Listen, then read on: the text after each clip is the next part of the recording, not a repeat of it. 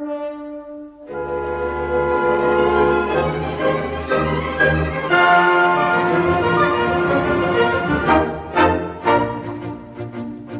happiness the very pithy planetary you may see, a monarchy that's tempered with republican equality. This form of government we find the whole ideal of its kind, and despotism strict combined with absolute equality, with absolute equality. Of happiness the very pithy planetary you may see, a monarchy that's tempered with republican equality,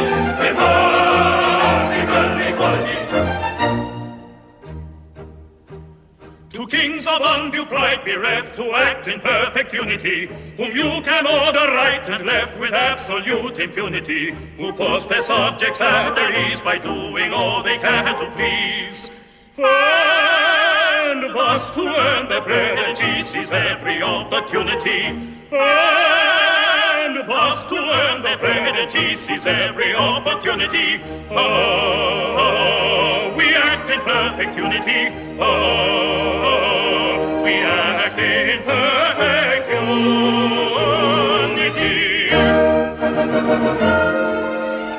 Of happiness the very pithy planetary you may see, a monarchy that's tempered with republican equality, republican equality, tempered with equality. Gentlemen, we are much obliged to you for your expressions of satisfaction and good feeling. I say, we are much obliged to you for your expressions of satisfaction and good feeling. We heard you. We are delighted at any time to fall in with sentiments so charmingly expressed. That's all right. At the same time, there is just one little grievance that we should like to ventilate. What? Don't be alarmed. It's not serious. It is arranged that until it is decided which of us two is the actual king, we are to act as one person. Exactly. Now, although we act as one person, we are, in point of fact, two persons. I don't think we can go into that. It is a legal fiction, and legal fictions are solemn things. Situated as we are, we can't recognize two independent responsibilities. No, but you can recognize two independent appetites. It's all very well to say we act as one person, but when you supply us with only one ration between us, I should describe it as a legal fiction carried a little too far. It's rather a nice point. I don't like to express an opinion offhand. Suppose we reserve it for argument before the full court. Yes, but what are we to do in the meantime? We want our tea.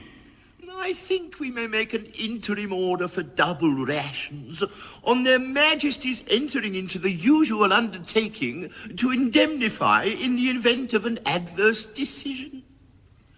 That, I think, will meet the case. But you must work hard. Stick to it. Nothing like work. Oh, certainly. And we quite understand that a man who holds the magnificent position of king should do something to justify it. We are called Your Majesty. We are allowed to buy ourselves magnificent clothes. Our subjects frequently nod to us in the streets. The sentries always return our salutes. And we enjoy the inestimable privilege of heading the subscription lists to all the principal charities. In return for these advantages, the least we can do is make ourselves useful about the palace.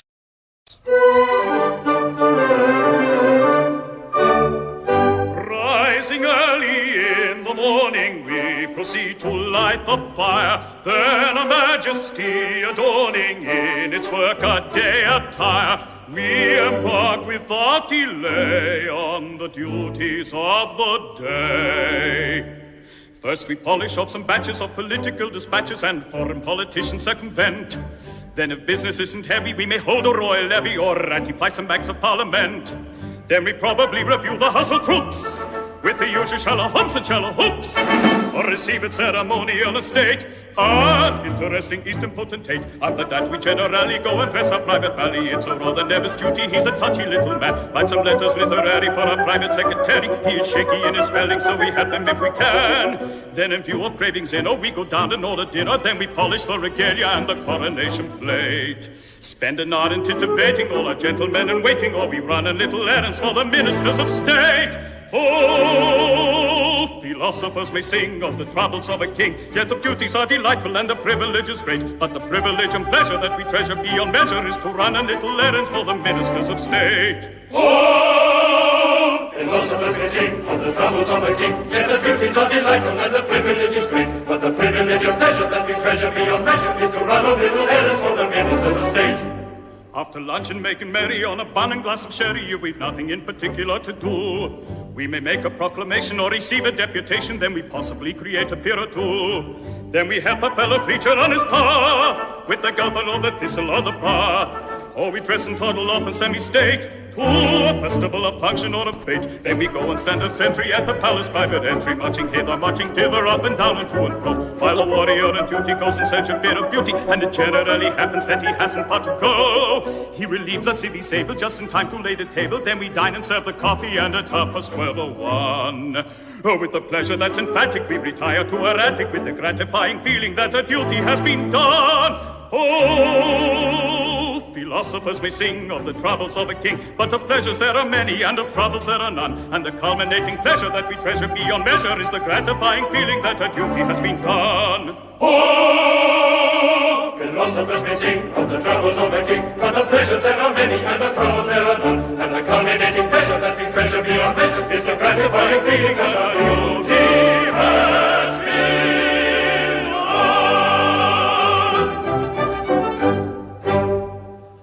Yet it really is a very pleasant existence. They're also singularly kind and considerate.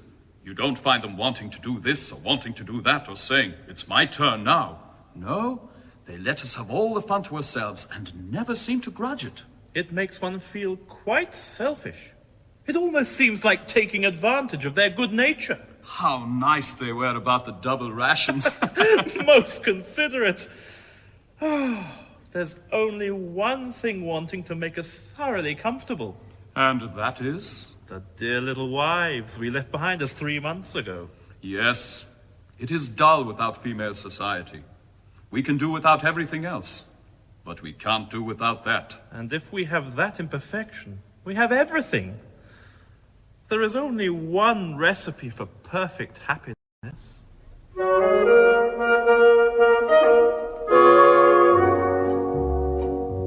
Take a pair of sparkling eyes, hidden ever and anon in a merciful eclipse. Do not heed their mild surprise, having passed the Rubicon. Take a pair of rosy lips. Take a figure trimly planned, such as admiration whets. Be particular in this. Take a tender little hand, fringed with dainty fingerets. Press it, in parenthesis. Take all these, you lucky man. Take and keep them if you can. Take all these, you lucky man. Take and keep them if you can. If you can.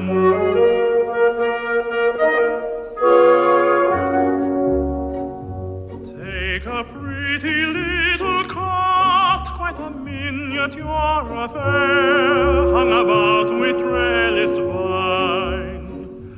Furnish it upon the spot with the treasures rich and rare I've endeavored to define. Live to love and love to live, you will ripen at your ease, growing on the sunny side. nothing more to give. You're a dainty man to please. If you're not satisfied, not satisfied,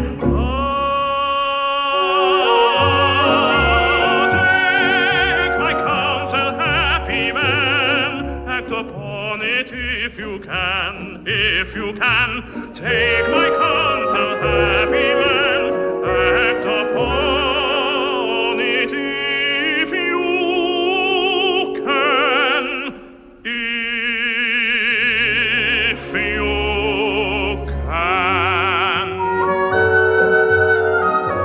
Take my counsel, happy man, act upon it if you can, if you can, if you can, act upon it if you can, happy man, if you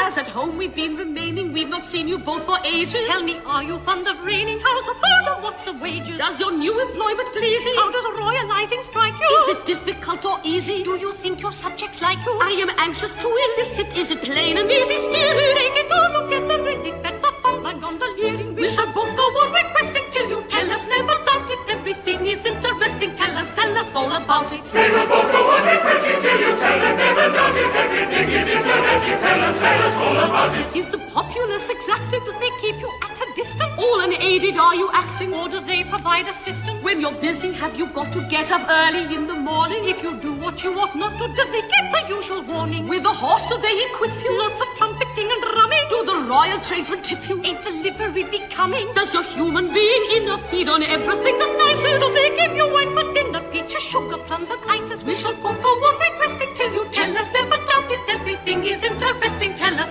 all about it. We will both go on requesting till you tell us, never doubt it. Everything is interesting. Tell us all about it. We shall both go on requesting till you tell us, never doubt it. Everything is interesting. Tell us all about it. Everything is interesting. Tell us all about it. Tell us all.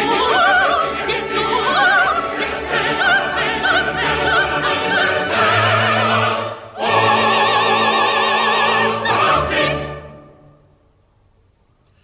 This is indeed a most delightful surprise. Yes, we thought you'd like it. You see, it was like this.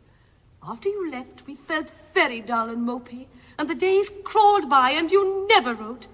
So at last I said to Janetta, I can't stand this any longer.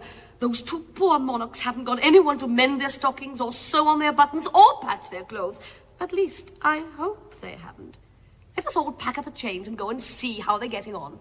And she said done. And they all said done.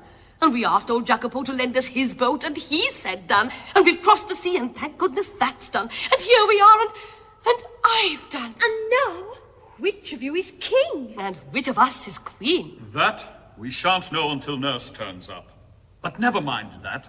The question is, how shall we celebrate the commencement of our honeymoon?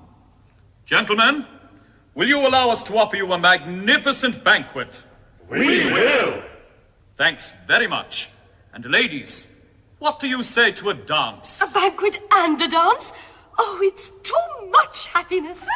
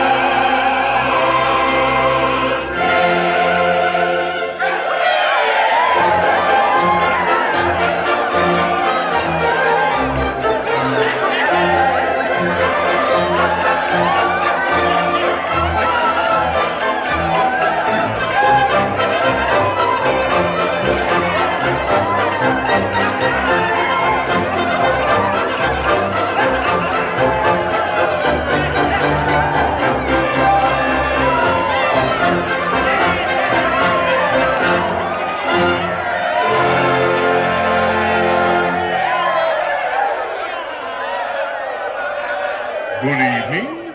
Fancy ball? No, not exactly. A little friendly dance, that's all. Sorry you're late. But I saw a groom dancing and a footman. Yes, that's the Lord High Footman. And dear me, a common little drummer boy. Oh, no. That's the Lord High Drummer Boy. But surely the servants' hall is the place for these gentry? Oh, dear, no. We have appropriated the servants' hall. It's the royal apartment, and accessible only by tickets obtainable at the Lord Chamberlain's office. We really must have some place that we can call our own. I'm afraid I'm not quite equal to the intellectual pressure of the conversation. You see, the monarchy has been remodeled on Republican principles. What? All departments rank equally, and everybody is at the head of his department. I see. I'm afraid you're annoyed. No, I won't say that. It's not quite what I expected. I'm awfully sorry. So am I. By the by, can I offer you anything after your voyage? A plate of macaroni and a rusk? No, nothing. Obliged to be careful. Yes, gout. You see, in every court there are distinctions that must be observed. There are there? Why, of course. For instance, you wouldn't have a Lord High Chancellor playing leapfrog with his own cook. Why not? Why not? Because a Lord High Chancellor is a personage of great dignity who should never, under any circumstances, place himself in the position of being told to tuck in his tuppenny, except by noblemen of his own rank. A Lord High Archbishop, for instance, might tell a Lord High Chancellor to tuck in his tuppenny, but certainly not a cook, gentlemen. Certainly not a cook. Not even a Lord High Cook? My good friend, that is a rank that is not recognized at the Lord Chamberlain's office. No, it won't do. I'll give you an instance in which the experiment was tried.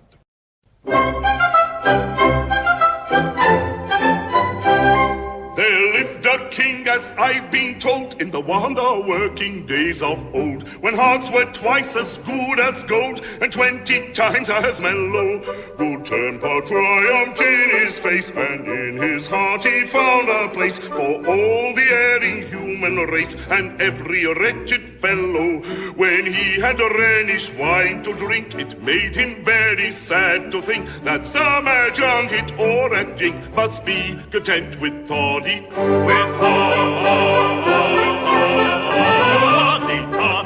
He wished all men as rich as he, and he was rich as rich could be. So to the top of every tree promoted everybody. Now that's the kind of king for me. He wished all men as rich as he. So to the top of every tree promoted everybody. Lord Chancellors were cheap as sprats, and bishops in their shovel hats were plentiful as tabby cats. In point of fact, too many ambassadors got up like a prime ministers, and such as they grew like asparagus in May, and dupes were free a penny. On every side field marshals lean, small beer were lords lieutenant team, with admirals the ocean team all round his wide dominion. With admirals about his wide dominions. And party leaders you might meet in twos and threes in every street, maintaining with no little heat their various opinions. Now that's a sight you couldn't beat, two party leaders in each street, maintaining with no little heat their various opinions. That king, although no one denies his heart was of abnormal size, yet he'd have acted otherwise if he had been a cuter. The end is easily foretold when every blessed thing you hold is made of silver or of gold. You long for simple pewter when you have nothing else to wear but cloth of gold and satins rare. For cloth of gold you cease to care. Up goes the price of shoddy.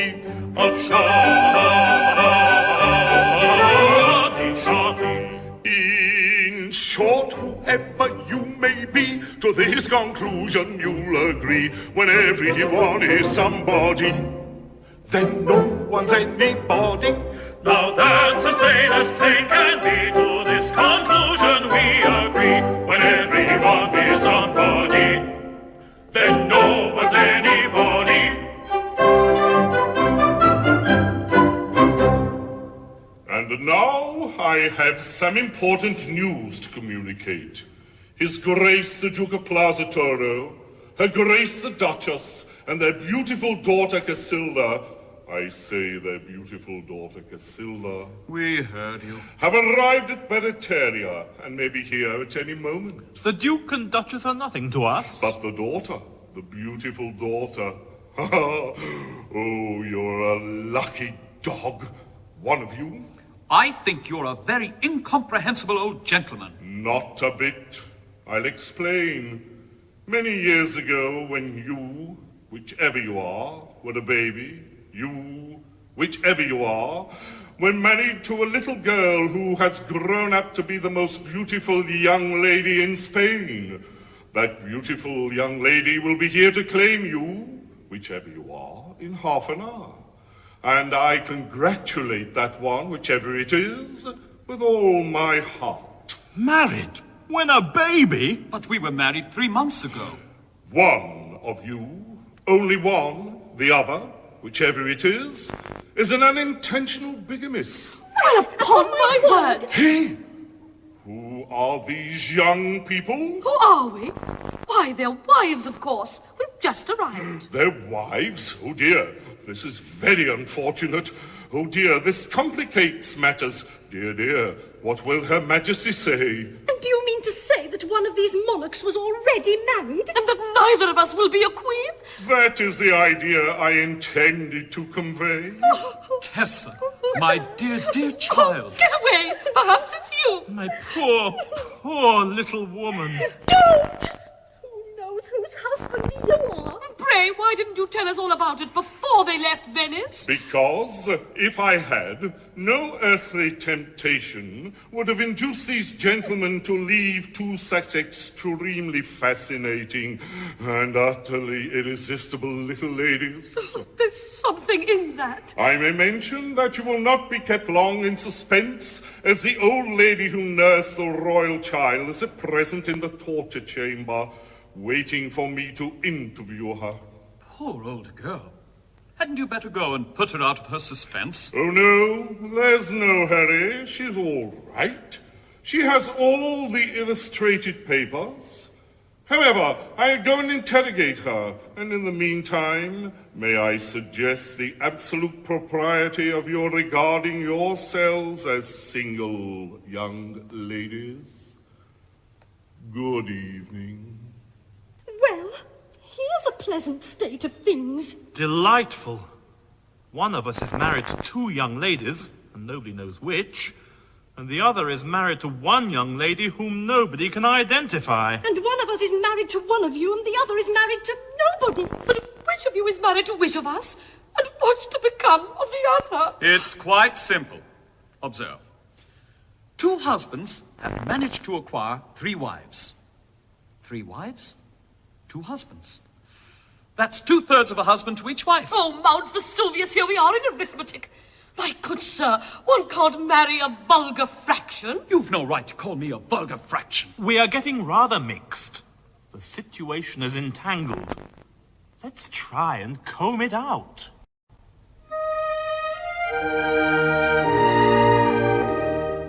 In a contemplative fashion and a tranquil frame of mind, free from every kind of passion, some solution let us find.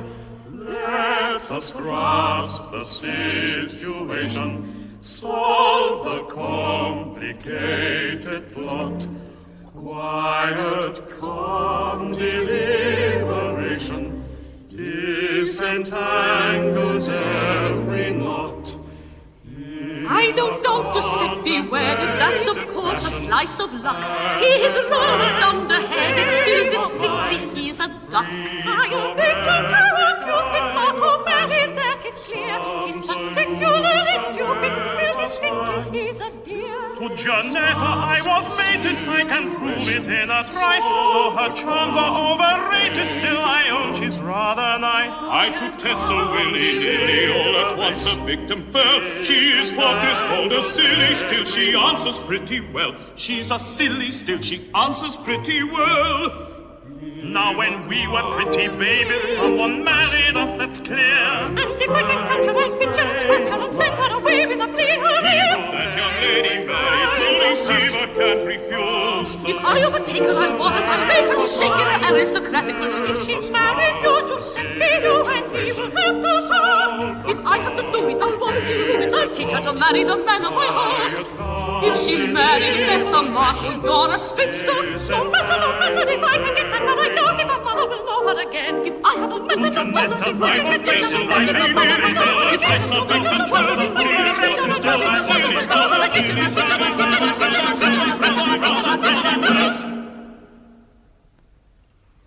Quiet, calm deliberation disentangles every knot.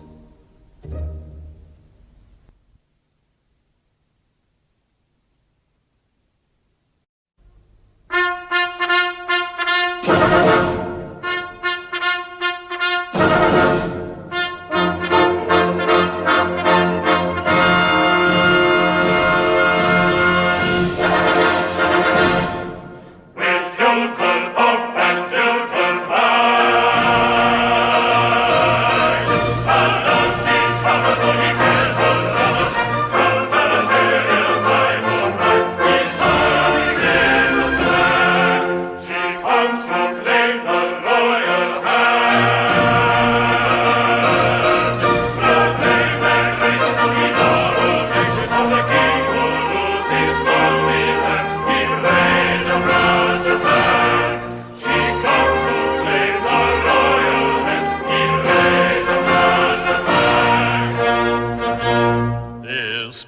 Let attention touch his heart of Duke and heart of Duchess, who resign their pet with profound regret. She of beauty was a model when a tiny tittle toddle, and at 21 she's excelled by none. At 21 she's excelled by none. At 21 she's excelled by none. She comes to claim a royal hand.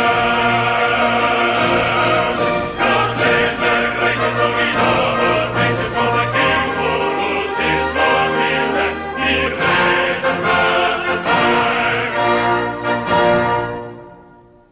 Be good enough to inform His Majesty that His Grace the Duke of Plaza Toro Limited has arrived and demands an audience.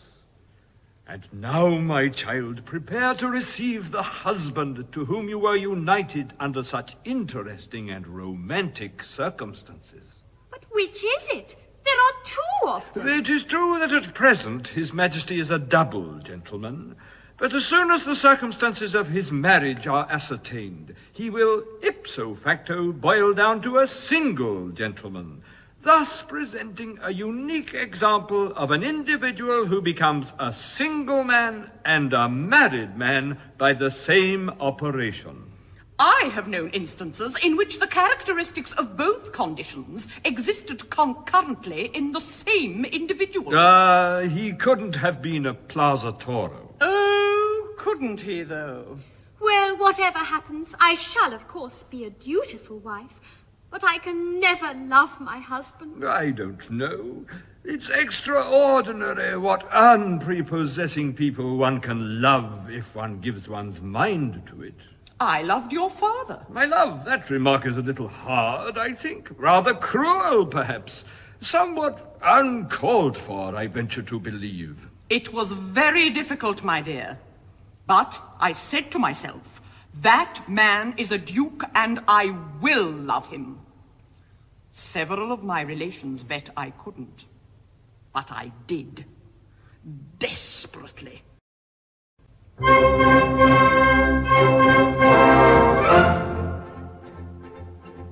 On the day when I was wedded to your admirable sire, I acknowledge that I dreaded an explosion of his ire. I was overcome with panic, for his temper was volcanic, and I didn't dare revolt, for I feared a thunderbolt.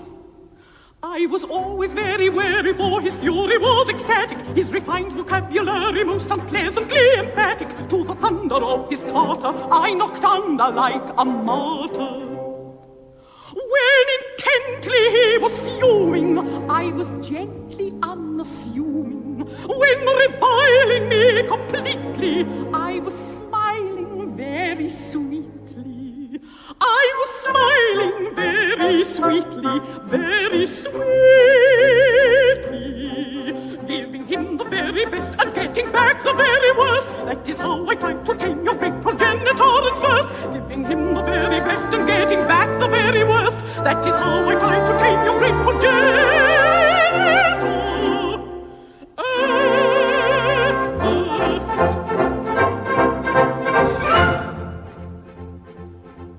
But I found that a reliance on my threatening appearance and a resolute defiance of marital interference and a gentle intimation of my firm determination to see what I could do to be wife and husband too was the only thing required for to make his temper supple, and you couldn't have desired a more reciprocating couple, ever willing to be wooing. We were billing, we were cooing.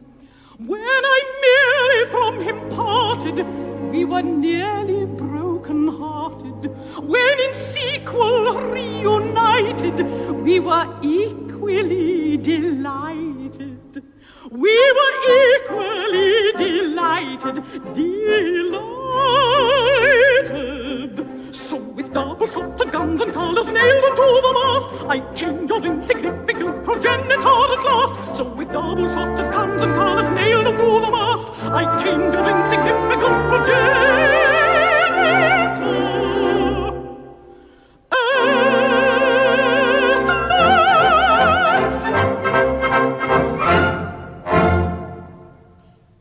only hope is that when my husband sees what a shady family he has married into, he will repudiate the contract altogether. Shady? A nobleman shady, who is blazing in the luster of unaccustomed pocket money? A nobleman shady, who can look back upon 95 quarterings?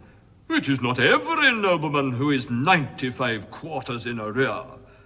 I mean, who can look back upon 95 of them. And this, just as I have been floated at a premium. Oh, fie! Your Majesty is surely unaware that directly your Majesty's father came before the public, he was applied for over and over again. My dear, Her Majesty's father was in the habit of being applied for over and over again, and very urgently applied for, too, long before he was registered under the Limited Liability Act. To help unhappy commoners and add to their enjoyment affords a man of noble rank congenial employment. Of our attempts we offer you examples illustrative. The work is light, and I may add, it's most remunerative.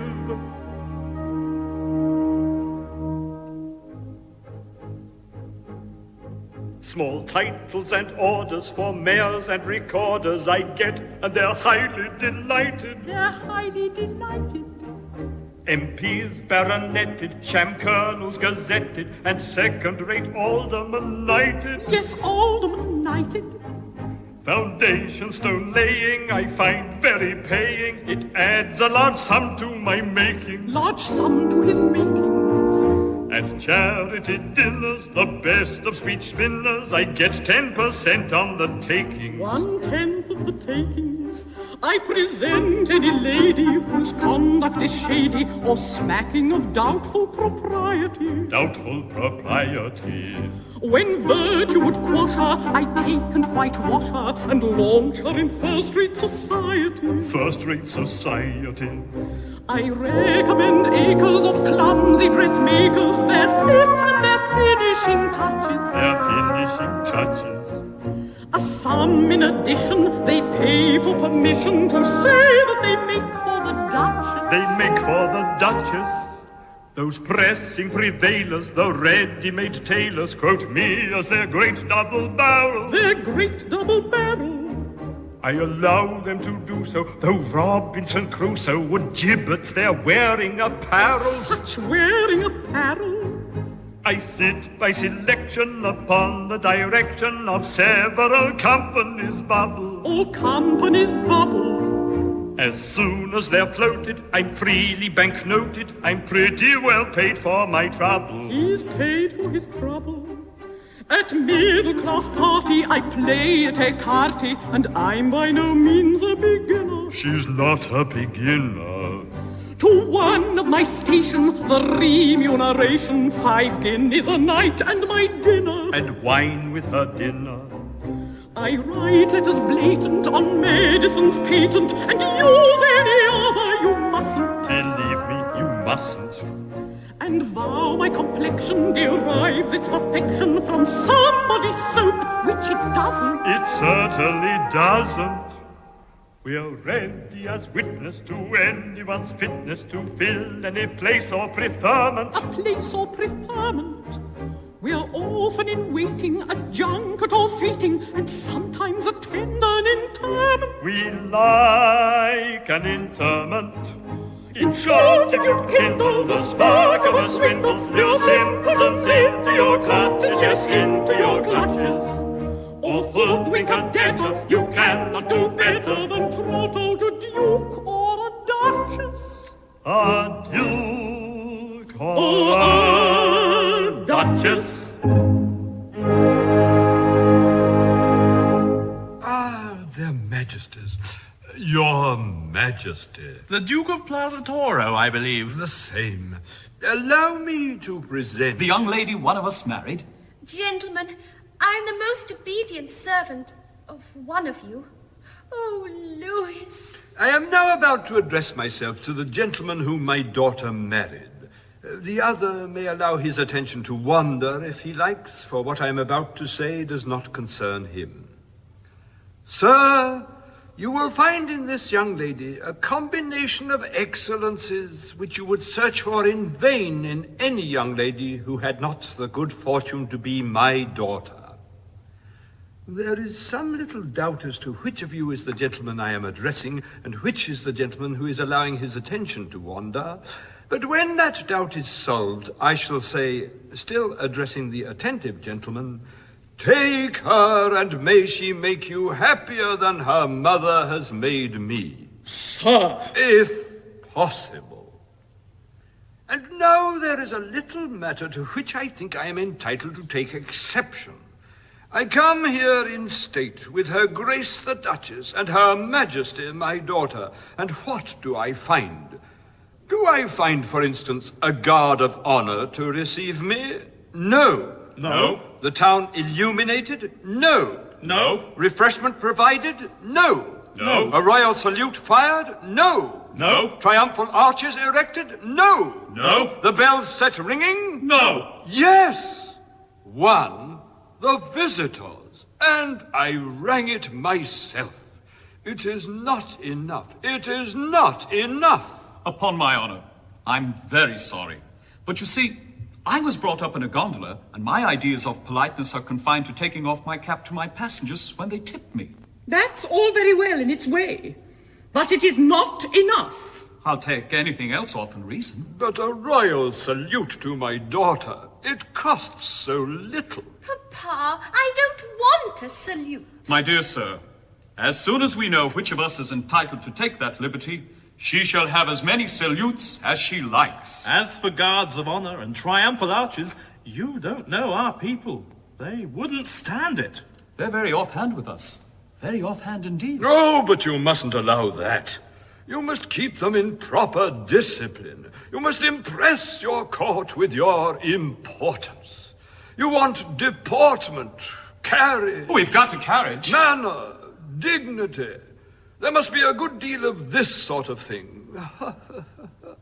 And a little of this sort of thing. Mm-hmm. And possibly just a soupçon of this sort of thing. And so on. Oh, it's very useful and most effective. Just attend to me. You are a king, I am a subject. Very good.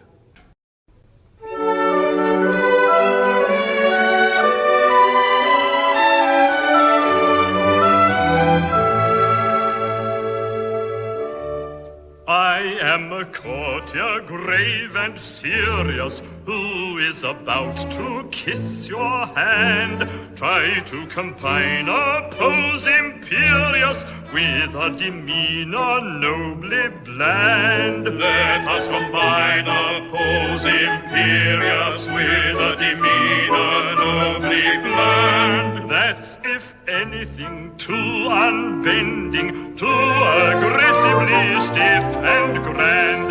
Now to the other extreme you're tending, don't be so deucedly condescending. Now to the other extreme you're tending, don't be so dreadfully condescending.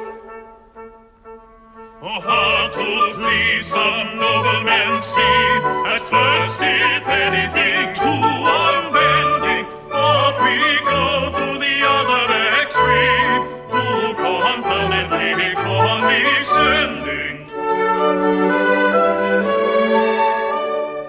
Now a gavotte perform sedately, offer your hand with conscious pride. Take an attitude not too stately, still sufficiently dignified. Now for an attitude not too stately, still sufficiently dignified. Oncely, twicely, oncely, twicely, bow impressively ere you glide. Capital both, you've caught it nicely. That is the style of thing precisely. Capital both, you've caught it nicely. That is the style of thing precisely. Oh, sweet to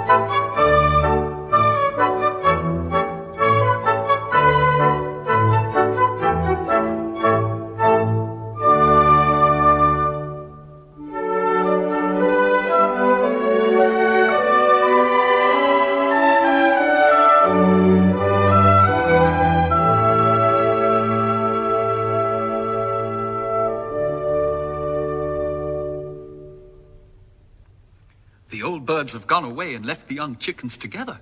That's called tact. It's very awkward. We really ought to tell her how we are situated. It's not fair to the girl. Then why don't you do it? Oh, I'd rather not. No, you. I don't know how to begin. Madam, that is several of us... Gentlemen, I am bound to listen to you, but it is right to tell you that, not knowing I was married in infancy, I am over head and ears in love with somebody else. Our case exactly. We are over head and ears in love with somebody else. In point of fact, with our wives. Your wives? Then you're married? It's not our fault. We knew nothing about it. We are sisters of misfortune. My good girls, I don't blame you. Only before we go any further, we must really arrive at some satisfactory arrangement, or we shall get hopelessly complicated. Here is a fix unprecedented, here are a king and queen and sir. Ever since life was first invented, never was known a case so hard. I may be said to have been bisected by a profound catastrophe. Through a calamity unexpected, I am divisible into three. I may be said to have been bisected. I am divisible into three. Through a calamity, I am divisible into three. Among us all, how can you call marriage a state of unity, when excellent husbands are bisected, quite divisible into three? Oh, among us all, how can you call marriage a state of unity? Among us all, how can you call marriage a state of unity? Among us all, how can you call marriage a state of unity? Marriage a state of union, true for God, for myself, as married to harmony.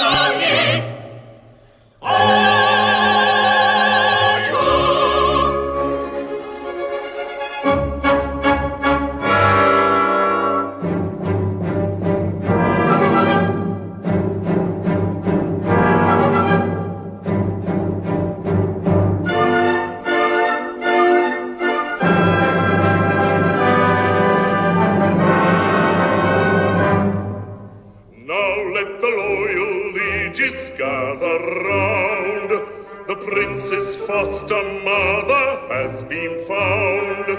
She will declare to silver clarion sound the rightful king. Let him forthwith be crowned. She will declare to silver clarion sound the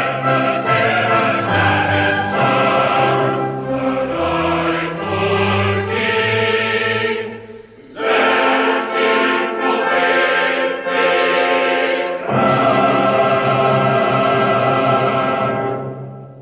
crowned.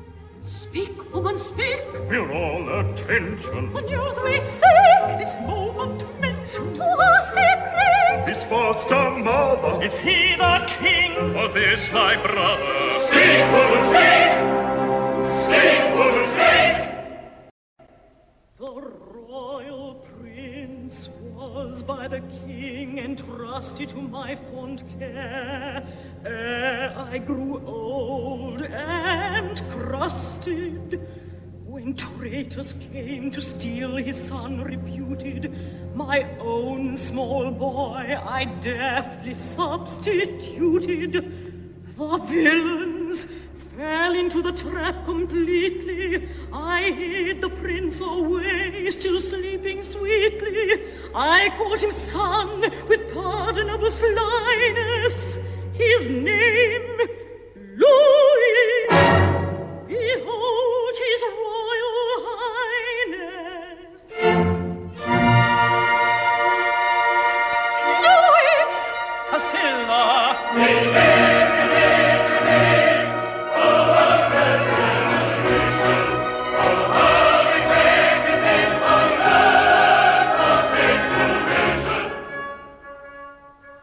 This statement we receive with sentiments conflicting, our hearts rejoice and grieve, each other contradicting. To those whom we adore, we can be reunited on one point rather sore, but on the whole delighted.